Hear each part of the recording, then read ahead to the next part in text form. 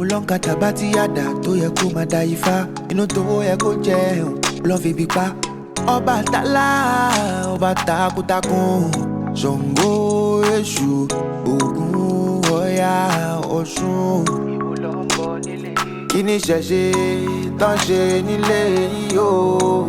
Ó jẹ́ lọ jára. Alafia, peace and blessings, peace and blessings. Welcome to another episode of the African Spirituality Experience. I am your host, Arisha Bami, and today we have on the legend to add to the list of guests that we've had in these Ashe streets as of late. This brother is a powerhouse and then some, and I can't wait to get into a deep conversation about the work that he's done, the organizations he's created, and the legends of freedom fighters that he has been affiliated with. So without further ado, Baba Mukasa Dada, welcome to the program. I appreciate you taking the time to join us today, Baba. So for those who don't know, first, before I even go into that, I had Professor Smalls on here yesterday, and I mentioned your name to him, and he said, yeah, brother Dada is a legend. He said, black person in America needs to know his name and the work that he's done for us as a community and culture. He's never taken a day off. He's been putting in work from long days ago. And I'm like, man, that's what's up. So for that, he was like, we all need to know your name. So I said, I'm going to do my best to make sure that I can put your work and put your name and your legacy out there for the culture and for the people. So with that, can you kind of share what your inspiration is for all the work that you've done for melanated people? Well, I've just been part of organization, SNCC, part of the city-in movement, part of the people fighting for the right to vote and all that kind of stuff, and fighting against different forms of slavery and genocide that's taking place around the world, and all the different levels of struggle that our people are waging, not just in the United States, but in South Central America, in Africa, and anywhere in the world oppressed people are, and in general, and anywhere African people are in particular. I believe in Pan-Africanism, and I also believe in economic system of socialism and communism. I think we need to take everything the rich people got and give everybody lights, gas, water, food, medicine, education, and the things that they need to survive. And I know in order to do it, we got to fight. I should. Yes, sir. Now that's powerful. And, I was amazed when I was introduced to you at the Oshun Festival up in Atlanta. And I remember the brother introduced me to you and telling me about some of the work that you've done. And when he did that, it kind of blew my mind, because you have worked directly with a lot of my heroes. And I mean, like, these are people who I've looked up to from the time I can remember, in regards to me being able to read and to be able to study and to be able to research, our culture and our history. And starting with that, the brother sent me a picture of you walking with a couple of legends that I'm going to share, to see that, just to be talking, like, you the real deal, like, for real. So in this picture, I'm going to share this one first. I see you walking with, most people would probably know the guy in the middle with the hat. A lot of other people probably would know the brother with the shades on, the tall brother standing in the middle next to the brother with the hat. But I don't know if how many of them would know who the other fly brother is over there with the all black on with them shades standing next to, who we would call the brother Stokely Carmichael. Kwame Ture and Dr. King. So the brother all the way to the left holding the jacket, do you know who that brother is? Right, but who's the one next to him? Dr. King and myself. I'm in the black, the good-looking guy. Yes, sir. That's what I was trying to get to. I was trying to figure out who the stud was with the black. Oh, yeah. We walked, that was a march that we walked 250 miles. And we walked from Memphis, Tennessee to Jackson, Mississippi. And that was after they had shot one of our comrades, James Meredith, who had been telling black people not to have no fear, to stop, because don't be afraid of the terrorism that's been waged against them for centuries, and to register to vote and go out and not to be afraid. And when he tried to walk through Mississippi with a sign telling black people not to be afraid, he was shot in the back by a white man. And that we decided to carry that march on. and we met in the LaGrange Motel, the very hotel Dr. King was killed in. And we met in that hotel and decided to take the march on, and we walked through 250 miles through the state of Mississippi, and we had to face violence and bombings and other kinds of things, but we fought all the way. We walked in the middle of the summer, and that on that march, we began to make it clear that we were going to change the narratives of nonviolence. If we were attacked, we would fight back. We made it clear that we were going aggressive, and on that march, we called for Black Power. That's where the Black Power movement started. And we called for Black Power. We saying we need power and we need strength to stop these people from killing us and murdering us and jailing us like they're doing now. And that we need Black Power. And when we called for Black Power, that cry went out through the state of Mississippi and went out all across the world. And a few weeks later, after that march, we Black Power cried out again, but it cried out in Nashville, Tennessee, where the students at Fisk University in Tennessee State were the first children or the first people to go up in rebellion for the cry of Black Power. And then shortly after then, Detroit went up in rebellion, and they were calling for Black Power, saying we need power because they recognized that they were oppressing slaves in Detroit. And they went out, and we saw thousands of people in the streets and dead bodies laying all over Detroit and tanks rolling down the street, shooting and killing our people. And shortly after that, every city in this country went up in rebellion, and they were calling for Black Power. And of course, Kwame Nkrumah and those people in Ghana talked about Black Power and talked about Africa being our true Black Power foundation, and that we join in with the revolutionaries in Angola, Mozambique, in South Africa and other places, and began to talk about picking up guns and driving the exploiters, driving the racists, driving the imperialists off our land, and driving the Uncle Tom, or what we call neo-colonialists, off our land also, and stop the exploitation of Africa.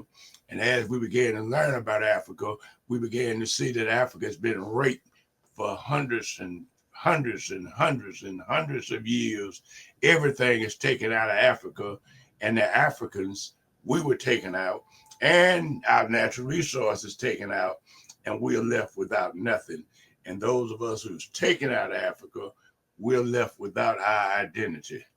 And so we need Africa. Yes, sir. Now that's powerful, Baba.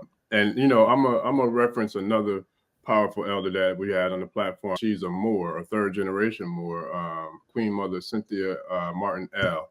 And she referenced how us, my generation and the generation behind me, the younger people, how we really need to research and take note and study the civil rights movement and the movement of our people in the 60s. She emphasized that. She was adamant about it. She said, we really need to go back and research that revolutionary mind of the Black mind, the Black people, of melanated people in this country, because we are prisoners of war. And she referenced the party, the Panther Party. So for our listeners and our audience, I'm telling you, this is truly a dream come true for me, because I'm rocking the Panthers right now on my shirt, because it's like I've been a Panther since I can remember. But I was blown away when I found out that who you are and how instrumental you are in regards to the Panther Party. So can you kind of speak to your role and the significance of your role in the Black Panther Party for us as a people? Well, SNCC, with the staff of Kwame Ture and Ralph Featherstone and Mance and Lord Jennifer and many others, when John Lewis and SNCC people and the masses were beaten on the bridge in Alabama, when they beat them on that bridge because they wanted their human rights and they wanted to walk from Selma to Montgomery. But at the same time, we were fighting a battle inside of Montgomery also. And when we fought a battle in Montgomery, because we felt that the Selma March was not militant enough, and the sheriff and the federal government could not call the shots for us, and when we would march, when we would not march. And when the federal government passed a law saying that the march could not go on, we told the federal government to go to hell. And that Dr. King and those said they would obey the injunction, and SNCC said hell no. And we went ahead confrontations there, and we forced the march across the bridge, but we didn't know that the SLC and the Young and those had made a deal with the white people to let them march to the light and they would turn back, and we were ready to charge into them. But when they turned back, we went into Montgomery and started attacking the Capitol building, and we went and got the students off of Alabama State campus. We took over that campus, and we also brought the students in from Tuskegee, and later we took the high schools and took over them and began to demonstrate against the government in Alabama that was led by George Wallace. And we led that march, and we had big fights. We even had to go and take over Dr. King's church in Montgomery, Dexter Avenue Baptist Church. We sort of broke the locks and went in the church and brought the students in the church and took it over. And it's a block from the Capitol where we were attacking, and we used that as a base to attack from. And that, of course, the people of the church and the people that work with that church, they didn't want us in the church. And I don't know if they wanted us to attack the Capitol or not, but they didn't want us to attack it from that church. And we attacked it from that church. And then after Dr. King then walked from Selma to Montgomery, that was in Lowndes County. And when we looked at Lowndes County was 89% Black with one registered voter. I think it was one registered voter. And people it was slavery, and they lived under terrorism. And Stokely and SNCC decided to take that county on and go in there and organize a party separate from the Democrat and Republican Party, because they're the ones that was throwing bombs at us and shooting us and doing other things. And we formed our own party called the Lowndes County Freedom Organization. And you can look up that party. You can Google Alabama Black Panther Party. And there's also a documentary called From Lowndes County on the Road to Black Power. And you can look that documentary up and you'll see a whole history of it. And that where we formed the Lowndes County Freedom Organization, we had to have a symbol like a donkey for white folks and a rooster, whatever the white folk got. They didn't allow us to vote for them and be a part of that. So we formed our own party, and we had to have a symbol, and we chose the Black Panther.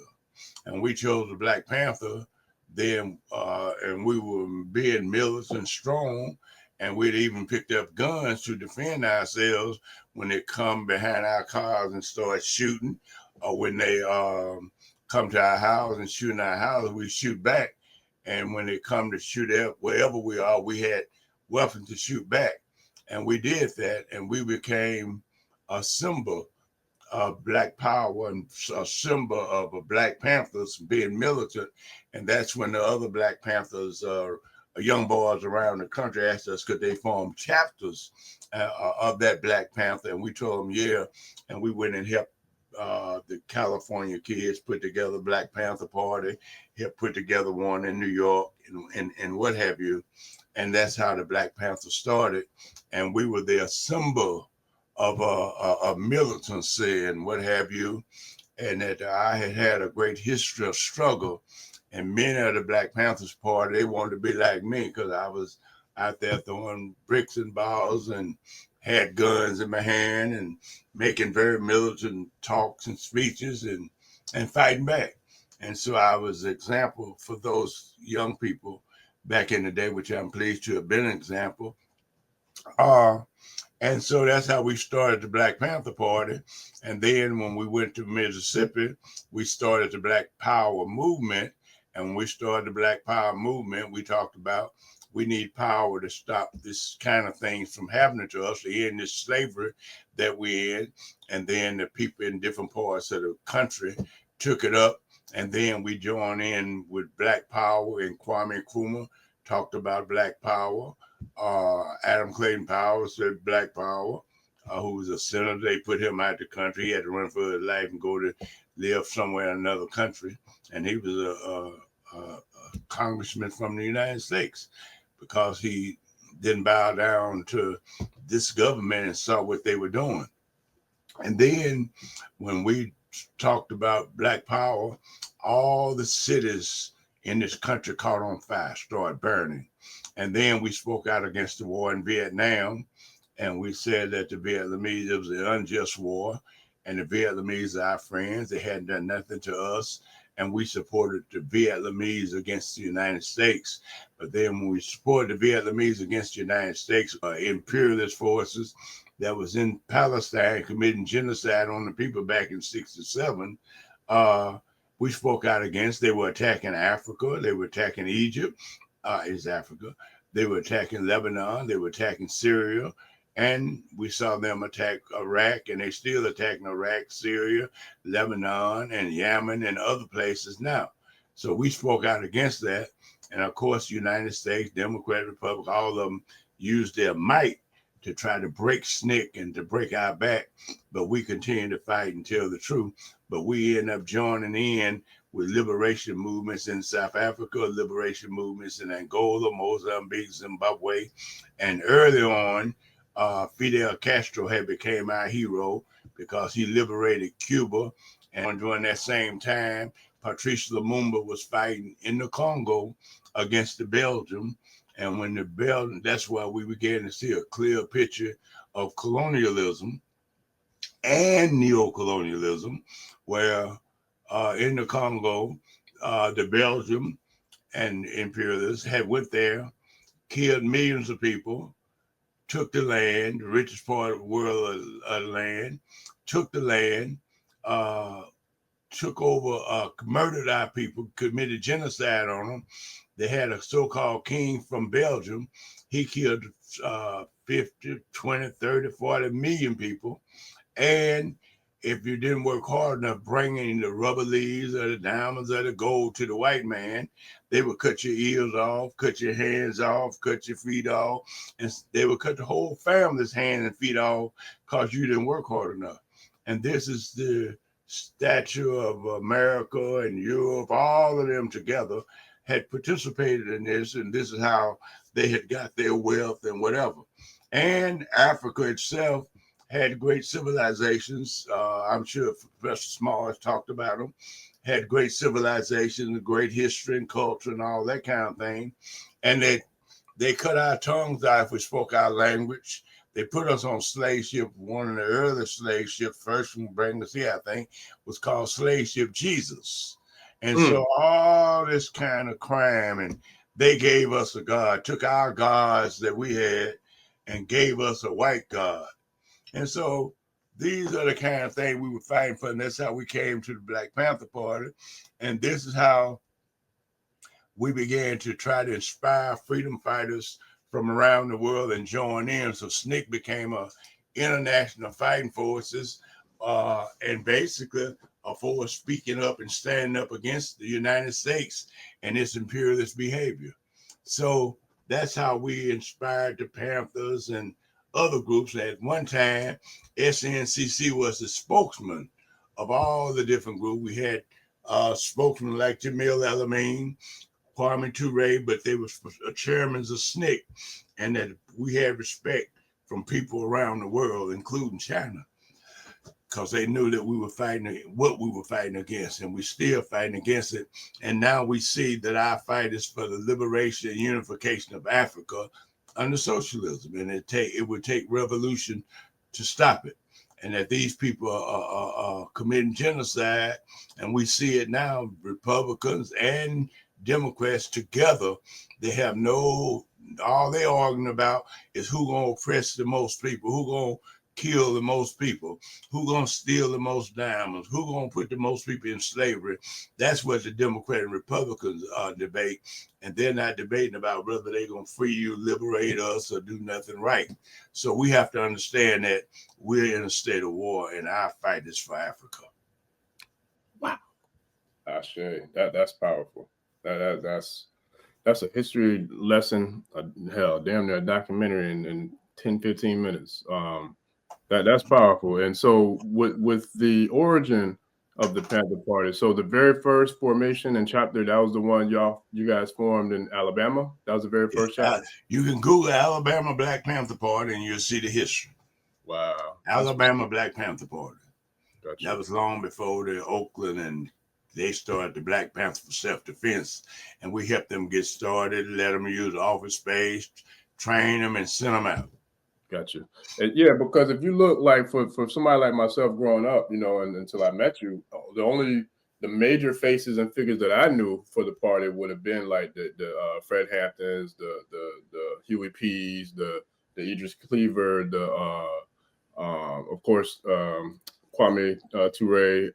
I see them, but I never knew, that there were so many integral pieces and integral parts to the party that we didn't know of. So that's why I give thanks, to the ancestors and the creator for us crossing paths, because now I get to really, pick your mind and to learn from the source. Like, it's not about finding things online or researching through articles or books and this and that. I can actually talk to a true originator from the source of it. So with that, where do you see, like, when we was thriving with the party and things were going, I feel like, in the right direction and we were making movement, where did you see, like, where it became to where we weren't as unified and able to kind of continue to grow and get stronger with the movement? Was it with the infiltration of the government, or like, where do you see how we kind of lost some of the momentum with the power of the Panthers? Well, I think we got much more momentum as we ever had, and that revolution just take different forms. Sometimes we on the battlefield,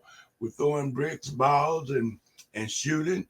But I think one thing that Fidel Castro said, that the revolution was really start after the last bullet has been fired. So one of the things that we tried to do inside of SNCC is that everywhere that SNCC traveled, it would form local organization and put the power of that movement in the hands of local people, and we would serve those local people.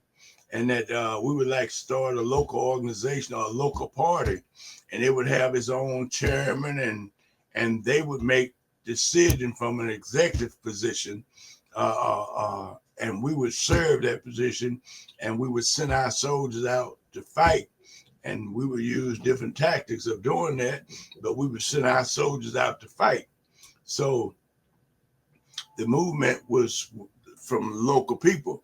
And that's what we're saying even today, is that we were out there throwing bricks and balls and burning cities down, but we need organization. And that's why we need to form organization in every city, in every community, or we would call them parties or whatever.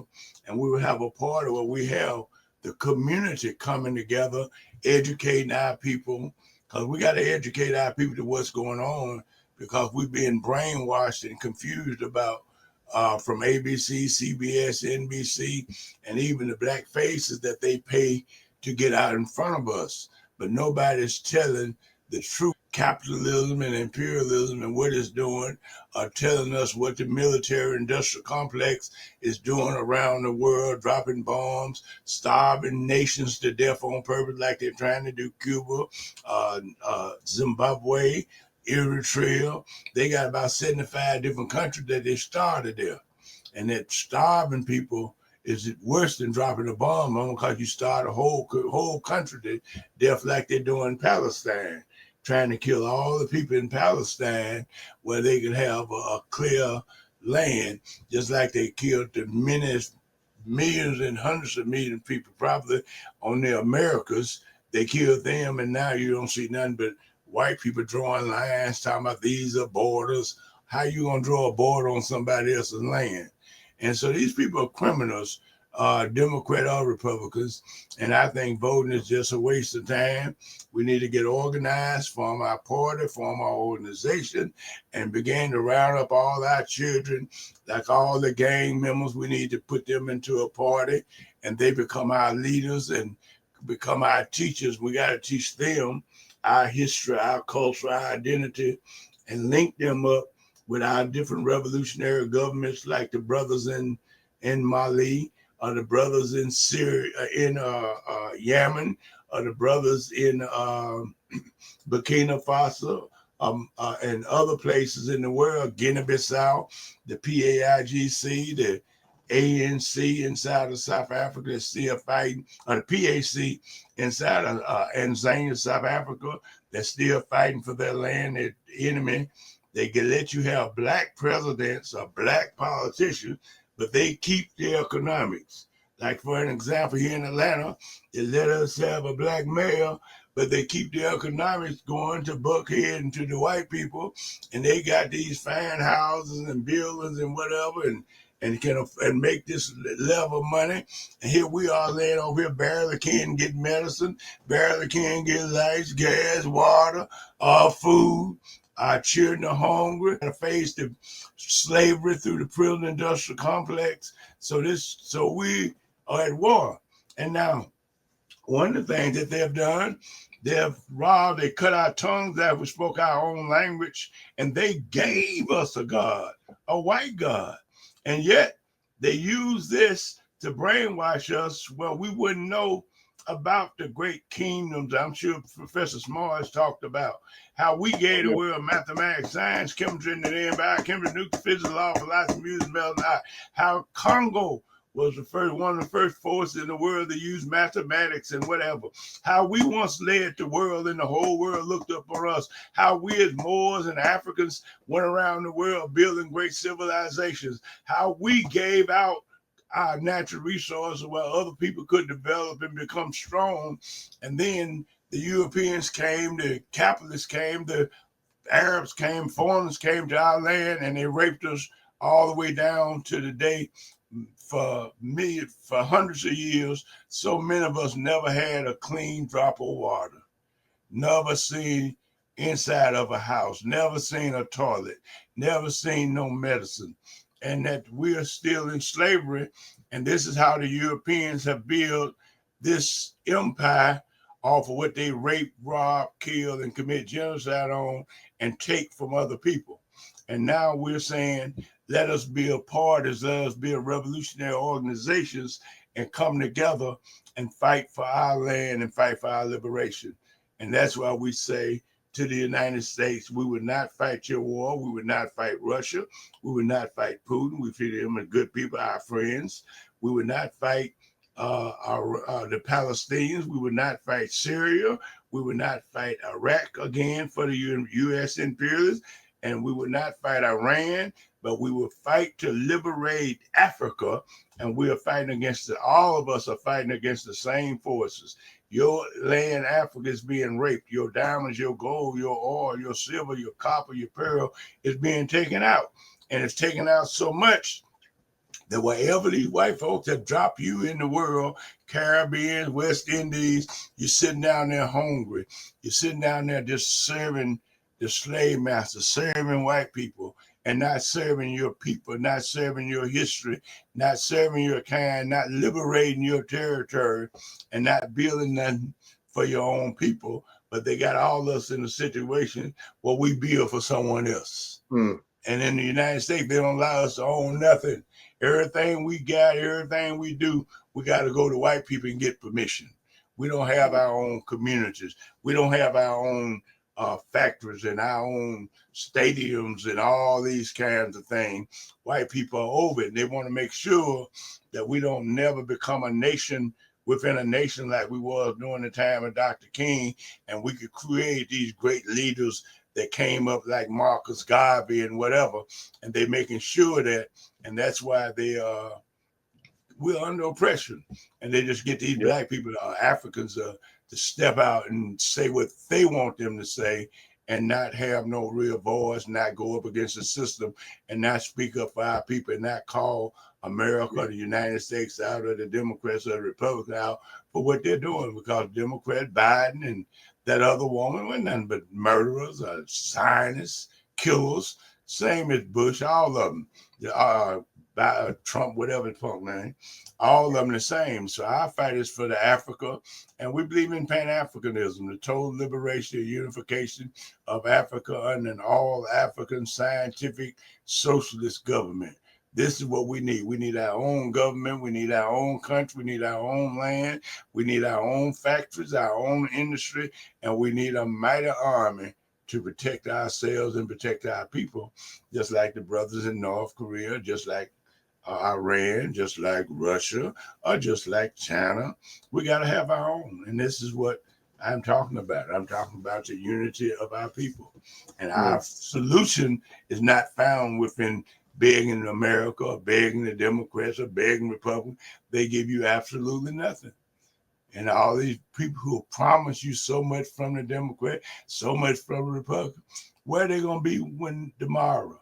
When the Democrats ain't there, when the Republicans ain't there, when you don't get a damn thing, where they gonna be? They're gonna be gone. And you won't hear from them no more till they get ready to bring you some more lies 4 or 5 years from now. Freedom comes from those who take it. It's a liberated territory. Venezuela is a liberated territory. Yemen is a liberated territory. Eritrea is a liberated territory. Zimbabwe is a liberated territory. We got a few others in South America and different parts. And these people are struggling to stay afloat, struggling to stay together, struggling to stop the United States and all these other forces from attacking them and starving them to death. And they're fighting every day, and we have to help them fight. Our fight is for Africa. Yes, sir. No, that's powerful. Powerful. Wow. Whew. Yeah. So let me ask you this. Where we are right now, and I think we got into it briefly when I was in Atlanta, when I was talking to you in person, but where we are right now, what do you see as, I would say, the marching orders for those who are of the same wavelength, who think on the same, frequency, who have the same heart and the passion to, free and liberate the mind, body, and soul of the melanated man, woman, and child? Where do you see where we are right now? Where do we begin to really put a stronghold on creating what we need for the manifestation of freedom, for us and our people? We need to control the minds of our people. We need to go out and start teaching and educating our people, whether in the community, in the nightclub, on the basketball court, elementary school, daycare school. We need to go inside these places, start teaching and educating our people in direct contact with our people, teaching them about Africa, teaching them about their history, and teaching them about their culture.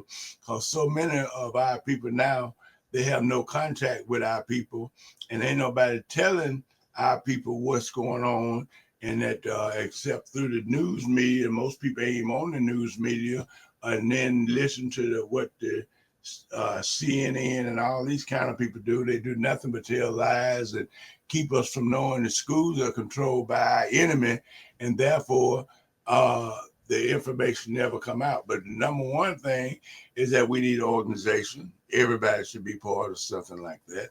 We need education, revolutionary education. We need to learn about our culture and history. We need to know exactly what men like Fidel Castro is saying. We need to know exactly what the Chinese are saying. We need to know exactly what Russia is saying.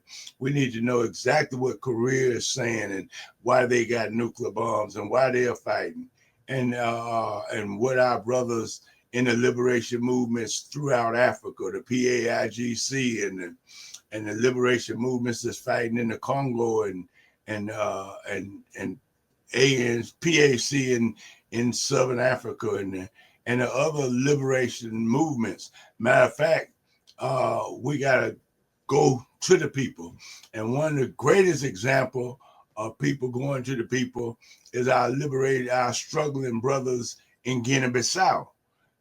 They were under the leadership of Amilcar Cabral, and they were assassinated by imperialism back in the 70s. He was assassinated, and that PAIGC organization continued to march forward, organize, educate its people, and they got a mass education movement going on inside of Guinea-Bissau. They got a mass party where they come together and the decisions are made by hundreds of people coming together, thousands, representing all the different elements of the country, and they talk about how they're marching forward. They vote in who they want. They put what they want in place, and the United States continue to attack them. Even when they win the election, they go in there they have bombed them and took the country back and put them back in slavery. And this is what the United States is supporting. But the PAIGC, Iman and many other brothers and sisters in the PAIGC, they continue to fight and they continue to struggle. And they've been fighting shit. I was fighting with them back in 1970.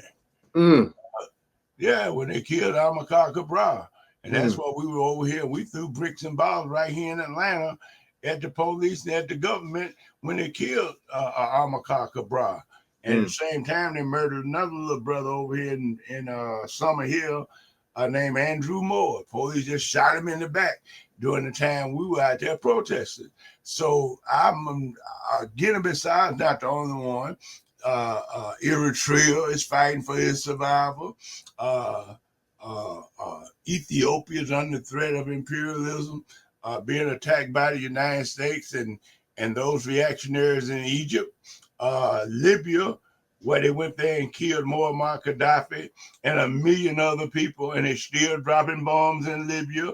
They're dropping so many bombs and so much fire that people are running out their house naked, jumping into the ocean, trying to swim with their babies in their hand, and people dying and being murdered by the United States. And we have to stop voting for people just because they got a black face. Obama had a black face, and he killed and murdered more black people than any of these white folks did. He's a killer, a murderer, and that's what they do. And so we put all these black folks in power, and many of them just be happy because they sitting up there grinning next to white folks. They might get them a house out there near the white folks. They don't give a damn about us and their people. They just care about money and material stuff for their personal self. But we're talking about liberating where we can give everybody house, everybody lights, gas, water, food, medicine, education, and ain't no money involved. Matter of fact, money ain't nothing but shit paper with the white man picture on it. We got diamonds and gold and oil and silver and copper and pearl and cobalt and manganese, mangoes and peanuts. Everything is in Africa. And that's why Gaddafi told them, don't you come here with no damn paper, talking about trading paper, a dollar for oil. If you want to trade oil, you bring gold. And we'll trade gold for oil, but not no paper. Because paper ain't nothing but something they print when they got everybody on that paper money are people that have killed thousands and millions of people. Damn the American president. Damn a dollar. That ain't nothing. Matter of fact, people getting rid of it. They got groups now creating their own forms of money, brick or whatever they call it. Yeah. And we're going to one day print African money. That's why they killed Gaddafi. He was printing African money backed by pure gold. Yes. And they went there and said, we got to stop him because he'll mess up all the white folk money because it ain't no good. And they'll have pure money, gold. They got natural resources. And if they unite with them natural resources, they will control the world again. They don't want us to know who we are, what we are, and they don't want us to know our strength. But Africa's that strength, and we got freedom fighters all over the world now. Sometimes it's 10, 20, and 30, 40. Some places tens of thousands and whatever. Some places we done took over government, and these freedom fighters are up in arms. They got guns, they got weapons, they got ideology, and they will lay their lives down before they lay their guns down. Yeah, we got spirituality and dignity. Yeah, we got socialism. We will fight anything and anybody and any forces that get in our way, we'll fight them until they're dead. Yes, sir.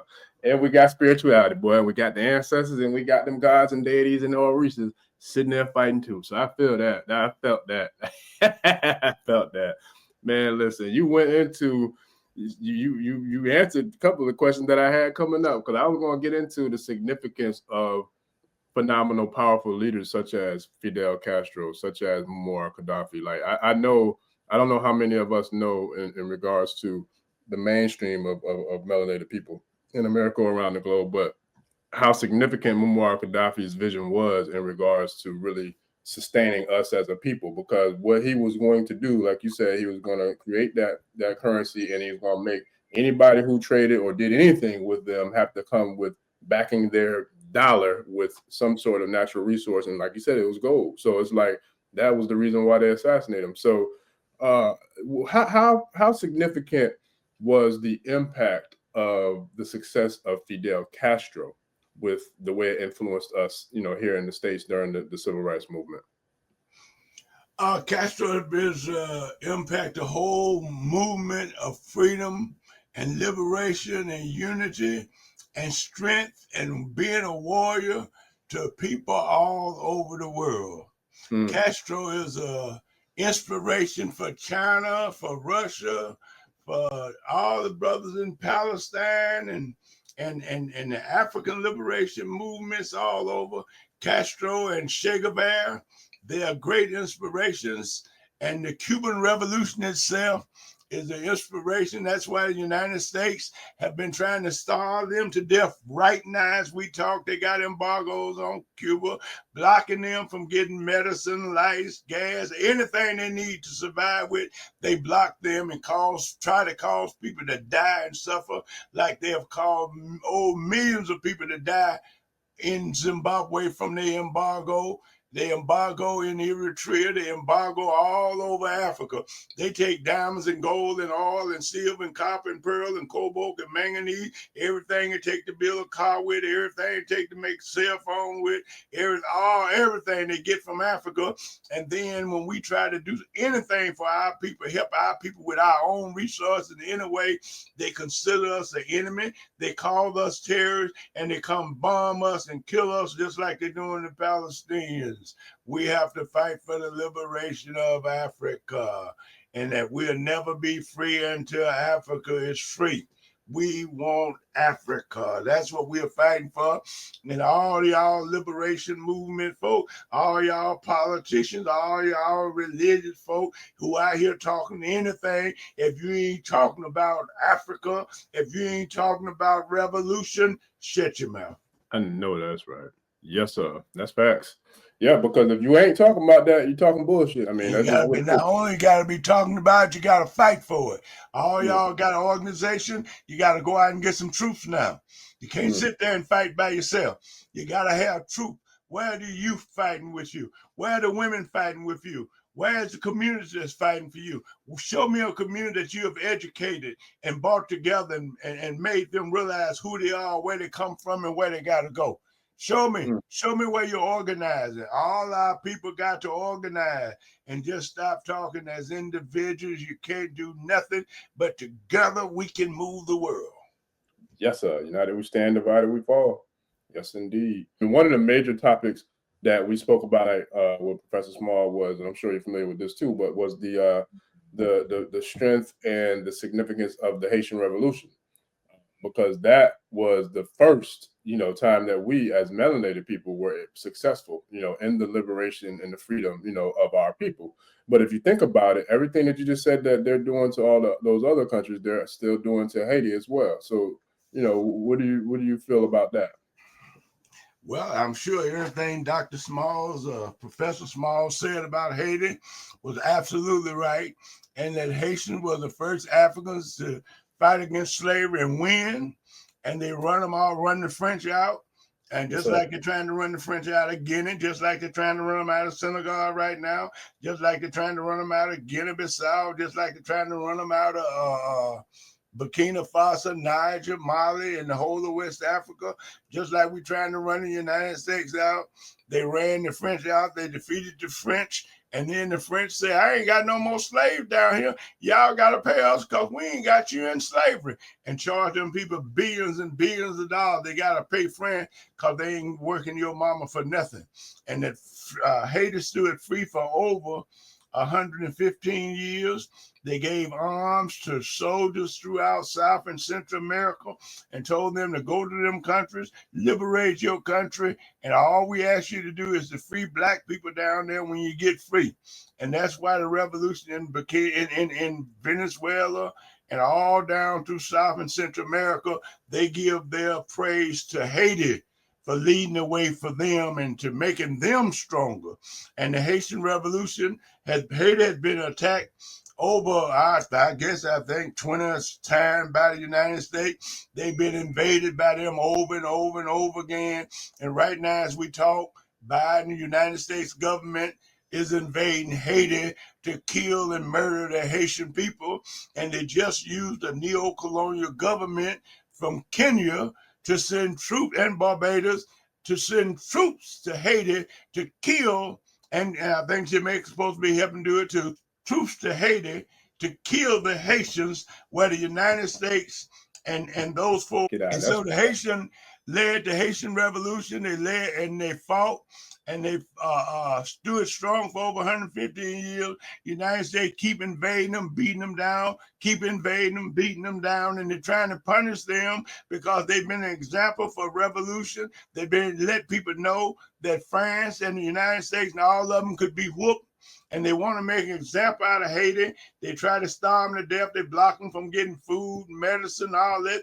They put death squads in the country where they kill the people. Anybody to speak up or stand up, they kill them. And all this kind of stuff. This is what CIA, FBI, United States, Democrat, Republican. This is what all of them are doing to Haiti. Haiti is under attack, and all the NATO countries come together. When one fight, all of them fight. When one block you from getting food, all of them block you from getting food. So they're all in the same bed, and that's what we talk about Pan-Africanism, is that we should put all our resources together and put all our armies together, put all these little gang members together, all these little youth groups together, and we come together, give our people ideology, give our people philosophy of revolution, give our people and make soldiers out of them, and they will be the ones that fight. But we have to come together as a worldwide African army to fight for our liberation and stop begging America, stop begging anybody to help us, but we can only help ourselves through Pan-Africanism, the total liberation, unification of Africa under socialism. Socialism is an economic system where instead of being one rich man, all of it go for lights, gas, water, food, medicine, and we make everybody in society have house, lights, gas, water, and raise everybody up and solve the problems of the people, and not by who got money and who ain't got money, but we build the best schools for our people. We need socialism. We need to take everything that the rich people got and give it back to the poor that they stole it from. They wouldn't be rich if they hadn't worked you for nothing or worked you for pennies where they made billions. I worked out there in them cotton fields for $3 a day, over 12 hours a day. My mama worked for a quarter a day. All this kind of thing, working 12 hours a day or 15 hours a day for a quarter or for $3. I've done that. And that's why we need revolution. They got our people in the Congo, they working for less than $1 a day. Less than $1 a day, all day long. And that in the Congo getting coltan and diamonds and gold. And these white folk got death squads all over the country, got people working, over 3 billion people, or 2 billion people at least, working for less than $500 a year. And this is what they're doing. This is what the United States is behind, Democrat and Republican. And these folks ain't no good. They want money, money, money, money. They want your resources, natural resources. They'll let you stand up there in front of them and act like you the president, act like you the mayor, act like you the governor, but they control everything around you. They got the economics, they got the money, they got the factory, they got the industry, and still your people, even when you're in those positions, your people are still the most hungriest people in the world. So Castro has been an example of liberation and justice for our people all over the world. And for all y'all Christians, Castro was Jesus reincarnated. And that's how we feel about Fidel Castro, Che Guevara, Kwame Nkrumah, Sekou Touré. They're the real men of God because they fought the devil. Not imperialism is the devil. Capitalism is the devil, a system where the rich get richer and poor get poor. Militarism is the devil.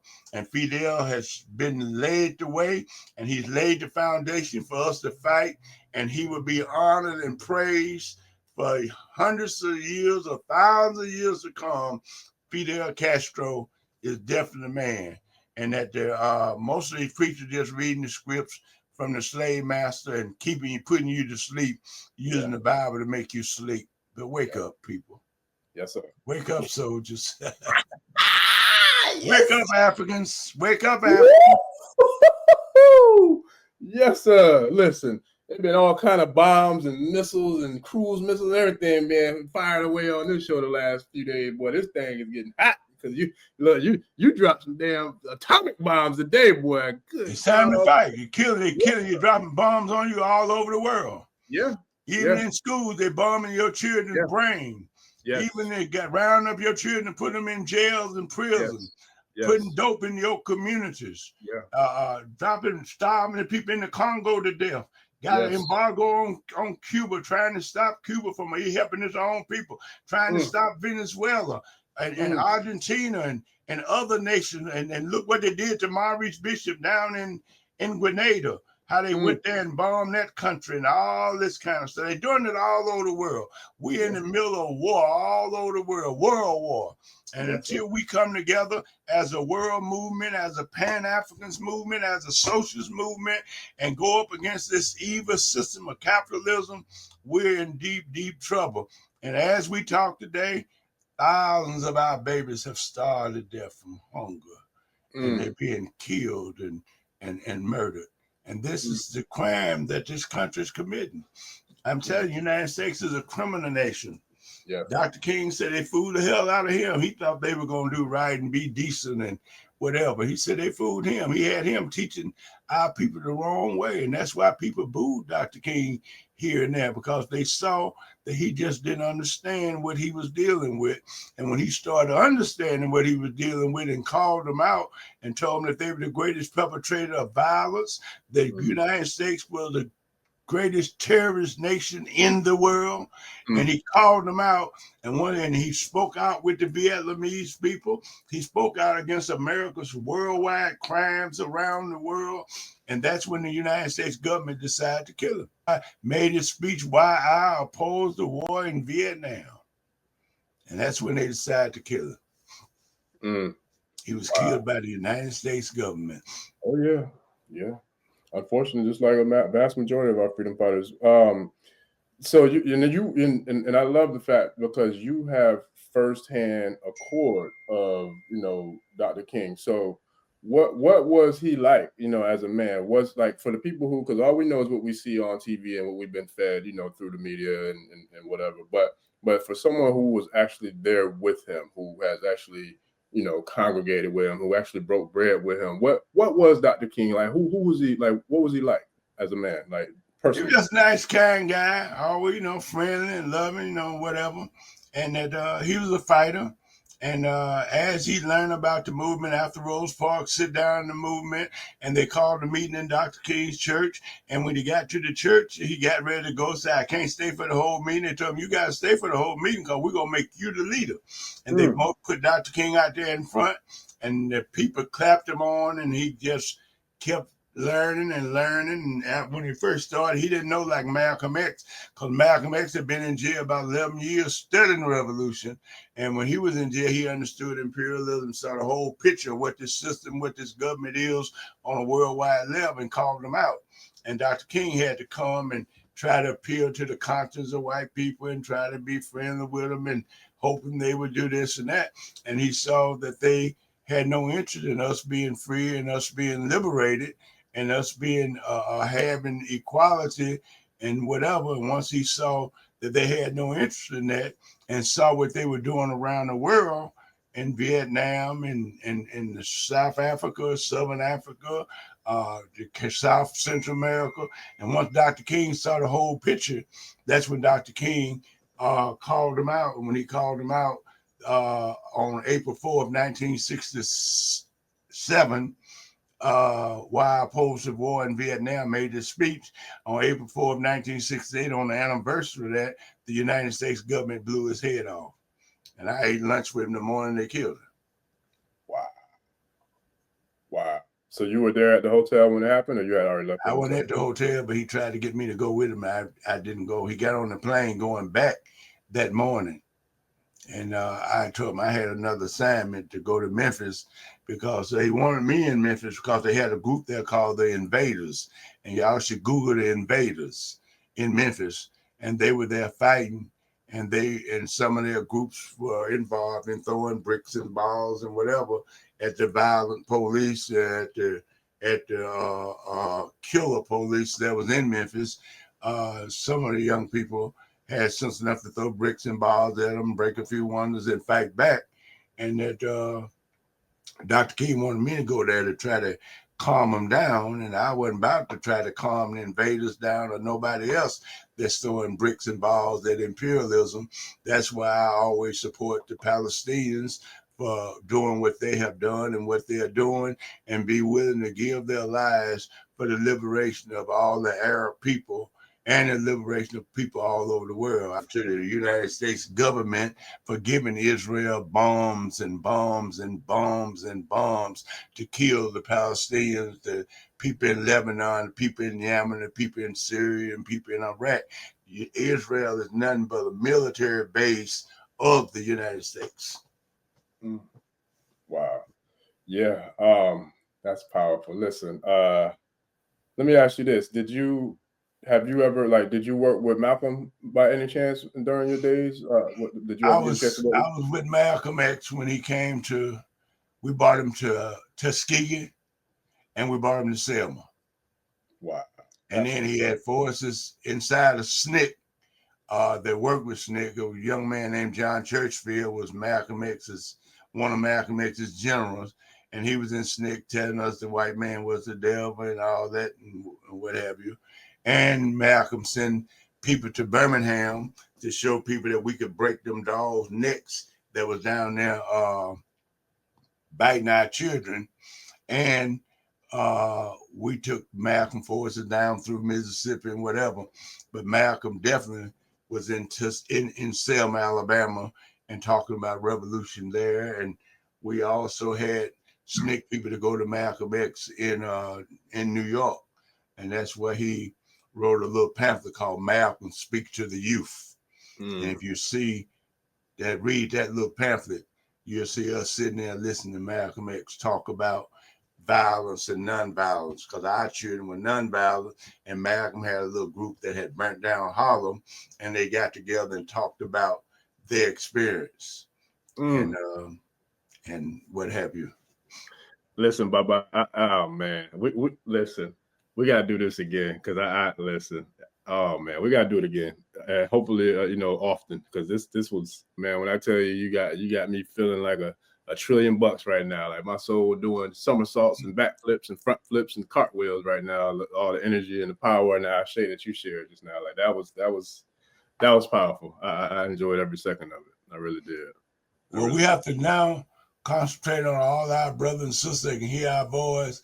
And each one of y'all start a little party or organization or join a party or organization, and let's work together. And all y'all different people that say you in a movement or you in the struggle somewhere, get in an organization. You can't be a spokesman by yourself.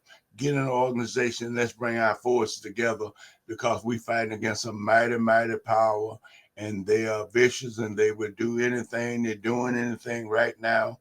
And the only survival we're going to have, we definitely got to have organization, and we got to go up against them more than just militarily. But we have to have organization where we can be a force and a power. And if they kill one leader, then we got 10 more to stand up. 10 of them, 10 more to stand up. And then we want to have organization that bring women in, have women equal and fighting and soldiers, just like we got men. And we want to bring our children in, bring our babies in, and put this truth in them, because we're under attack, and we're organizing like never before now. We got soldiers all over the world, but they ain't strong like they gotta be. We ain't together like we got to be. And that's your job is to bring us together and to teach us to come together. Absolutely. I'm here for it. I was born to do this work, and I'm ready. I'm ready. We have to unite all of Africa and all the liberation movements in the world. And we definitely receive our great inspirations from Fidel Castro, the Cuban Revolution, from Che and the rest of them, from Lumumba and the sacrifice that Patrice Lumumba made in the Congo, from Amilcar Cabral and the PAIGC, and the thousands of freedom fighters whose name we don't have today, or who fought and died and didn't leave no name, but they were just so loyal, had so much love for our people that they laid their lives down and didn't even leave their name. So everybody remember that somebody died for every step that we have taken. There are many, many people that laid their lives down, this men and women. And we have to make sure that women step forward and be a full part of this African revolution, and an equal part or even a greater part. And the women got to have organization too, like the Pan-African Women's Union or the All African People's Revolutionary Party. They have a women's union, and we have to get in, look into those women union. Women look at it, and men have to stop letting America and letting Europe make you hate on your women, hate on your children. Women got to stop hating on the man. That's the enemy that put that hatred between woman and man. That's the enemy that put that hatred between children and parent. That's the enemy that put the hatred between neighbor to neighbor, or country to country. They're manipulating us to fight. And that's the only way that we can get liberated is form organization, form movement, educate our people. Then we, that's the road to liberation. So we have to educate our people. We got to go at our children, go at our people wherever they are, to make them really start thinking and knowing that we're struggling. Our people are hungry now, living under bridges and in the jails and prisons, dying, and our children are on the streets because they broke the families up. And this fight is for us to join hands with our brothers and sisters, whether they in Africa, South or Central America, the South Pacific, or Europe, or wherever we are in the world. We have to come together as African people, and even most, we have to come together as socialist people and liberate all the territories and run the United States, run the imperialists off the territories worldwide. Thank you, Fidel Castro. Thank you, Che Guevara. Thank you, Maurice Bishop, Cabral, Lumumba, Malcolm Martin, and Nat Turner, and millions of others, and Miss Ella Baker, and Fannie Lou Hamer, and Nzinga, and our little brothers in the Burkina Faso and Mali, and that's trying today. Any little bit help. If you work for the liberation of your people, any little bit help. I wouldn't care if you hit the elephant with a switch. At least you made an attempt. Yes, sir. Look, Black and power, last Pan-Africanism.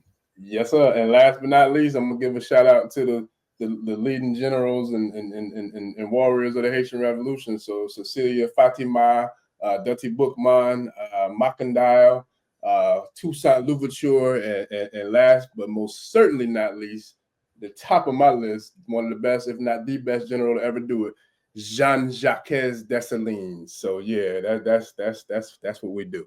Now this is good, and all these different names that we have called. But just think how many people know who these people are. Yeah. How many people know what the Haitian Revolution is? Yeah. How many people know about these great forces that have fought? And they're not just in Haiti, they're all over the world. And Yes, now we got to go out here and teach people who Dessalines is. Yes, sir. And then let people know that Haiti is still under attack. Hillary Clinton just went to Haiti when they had the earthquake and stole $2 billion from people living under the outdoors, under rocks. Yeah. And she went down there with a government organization and took $2 billion, more than $2 billion off the top. They starving the people. There's so many people in Haiti good, but then you had all these people everywhere. Nat Turner been everywhere. And freedom fighters are everywhere. And like I say, they're up in arms and will lay their lives down before they lay their arms down. And finally, I want to say my slave name was Willie Ricks of the Student Nonviolent Coordinating Committee. Yes, sir. Pan-Africanism. Until Africa's free, none of us are free. The unity and build parties, build organization. And I say to my little military brothers, my gangs, my soldiers in Guinea-Bissau and my soldiers in Mali and Niger, Burkina Faso, Congo, I want all y'all to be a parties. Build little parties, and one day we'll be able to bring all these parties together and we'll have a mighty force. A mighty force. Yes, sir. Thank y'all, Africans. Thank you, Africans. Thank you, Africans. And Brother Africa, thank you so much. It's an honor and pleasure, Baba. I told you I couldn't wait to do it. I can't wait to do it again. So listen, I'm here for all of it. So with that, ladies and gentlemen, this has been a very powerful, explosive, another episode of the African Spirituality Experience. I am your host, Arisha Bami, and shout out to Baba Mukasa Dada for coming in, dropping storms and bombs all over the place, man. I appreciate you, Baba. With that, ladies and gentlemen. For the Africans at home and abroad, Marcus Garvey. Yes, sir. Hey, y'all don't forget to please like, share, subscribe. We got the private community open, and we can't have the conversations on the public channel like we're going to have in the private community channel. So that's the one y'all got to join in order for us to go deeper with the teachings and the knowledge and the wisdom of understanding of masters such as Baba Mukasa Dada. So with that, y'all, don't forget to please like, share, and subscribe, and we'll see y'all on the next episode. We out. Peace. Ẹni tó gbàgbé ilé sàpò ìyàgbọ́ tẹ́ǹtì ẹni takísà ní tàtàn ò bá padà sílé anítìjàkọ ẹja lọ pé eégún mo sí ẹni gbẹ́rẹ́ ìpàkọ́. Forsake not your ancestors and praise your